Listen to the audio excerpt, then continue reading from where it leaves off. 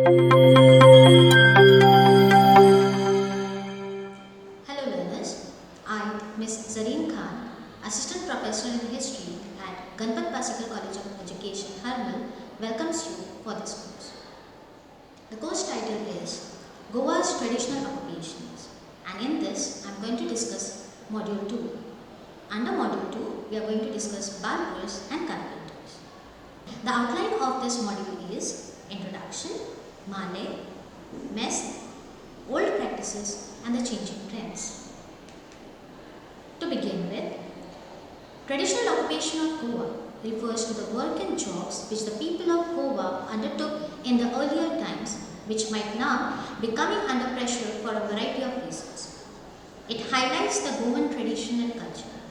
Agriculture, industry, trade and commerce, transport provide avenues of employment to the majority of the population.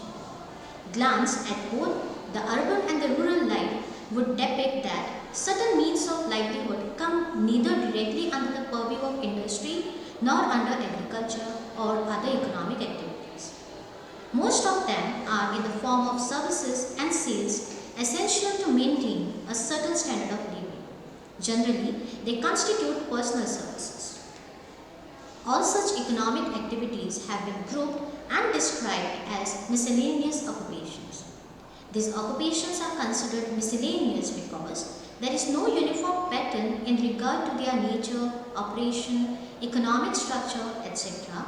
and these occupations cater to the daily needs of the people. Let us know who is a barber.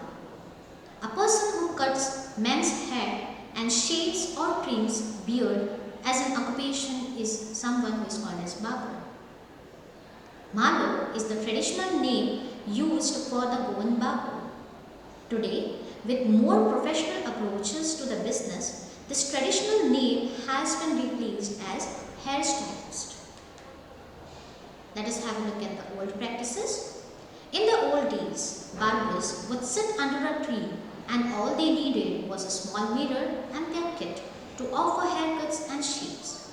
However, people like Brahmins, Desais, Bhatkars of village, Brahmins, Vanis, etc.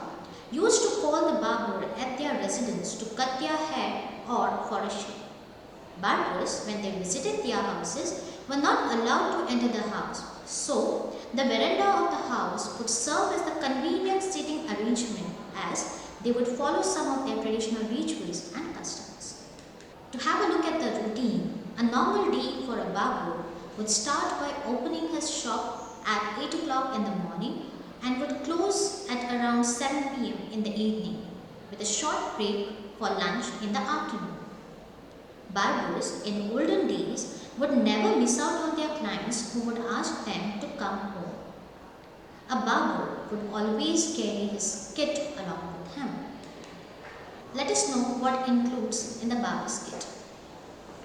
The barber's kit includes traditional tools like whopper, which was sharpened on the shavy using oil and then fine leveling was done with the help of a leather belt.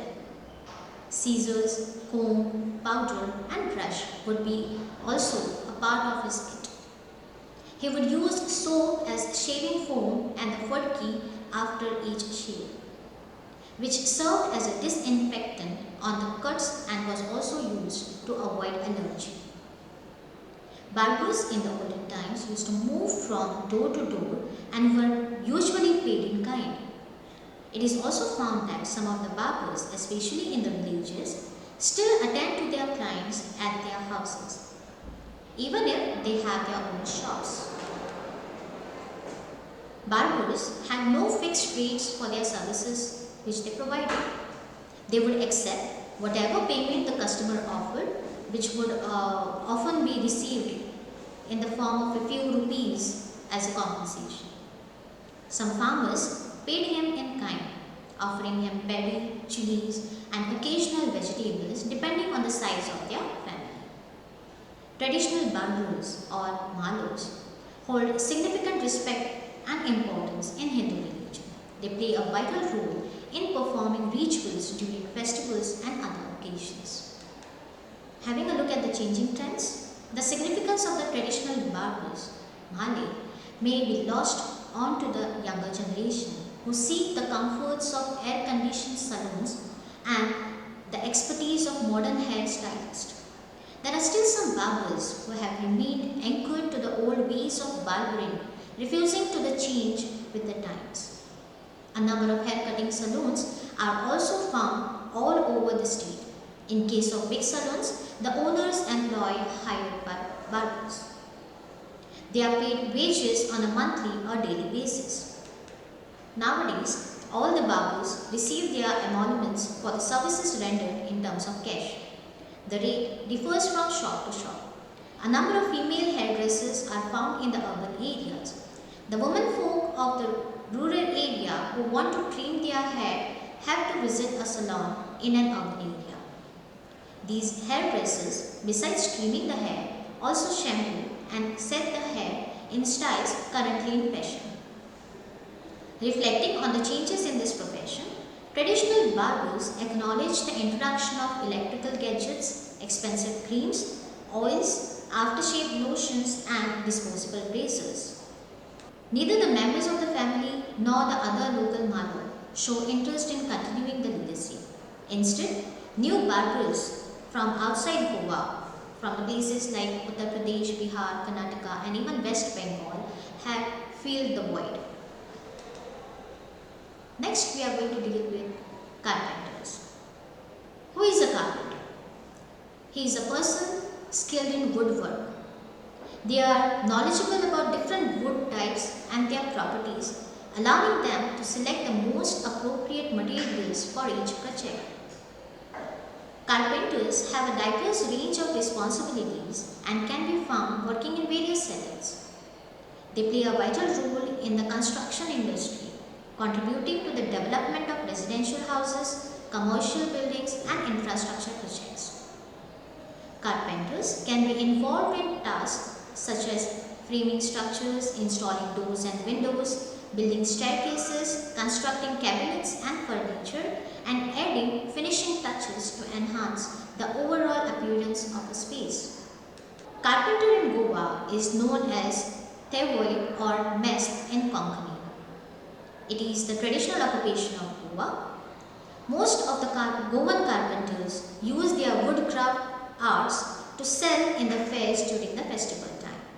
Goan furniture is undoubtedly a legacy crafted by skilled local artisans. Traditionally, Goan furniture was predominantly fashioned from wood, including bendi, jackfruit, rosewood, and occasionally teak. Every ancestral household once had a treasure trove of locally made exquisite furniture, often masterpieces created by talented craftsmen. Unfortunately, today, many fail to appreciate the artistry of such locally crafted furniture, opting instead for more modern, comfortable pieces. Yet, in Goa, it's not uncommon to stumble upon entire villages dedicated to carpentry.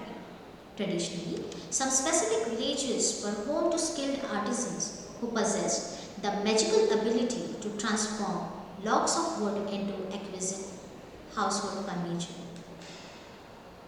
Looking at the old practices, the art of carpentry passes on from one generation to the other, taught by father to his son, and the son follows the footsteps of his father and starts working at an early age. A carpenter undertakes all types of woodworks like making of beds, cupboards, dining table, chairs, etc. Goans, since the olden times, are fond of wooden work and they do prefer work of carpentry. During the wedding season, the workload is more as things like cupboards, beds are demanded more during this season. Let us have a look at the changing trends and the challenges faced. The workplace of a carpenter can vary depending on the type of projects they undertake. Carpenters can be found working in a variety of settings, including construction sites, residential homes, commercial buildings, workshops, and even outdoor environments. Residential homes provide carpenters with opportunities to work on interior and exterior elements. They may be involved in tasks such as installing doors, windows, cabinets, flooring, and trim work. In these settings, Carpenters often interact directly with the homeowners, understanding their specific requirements and providing expert advice on design and functionality.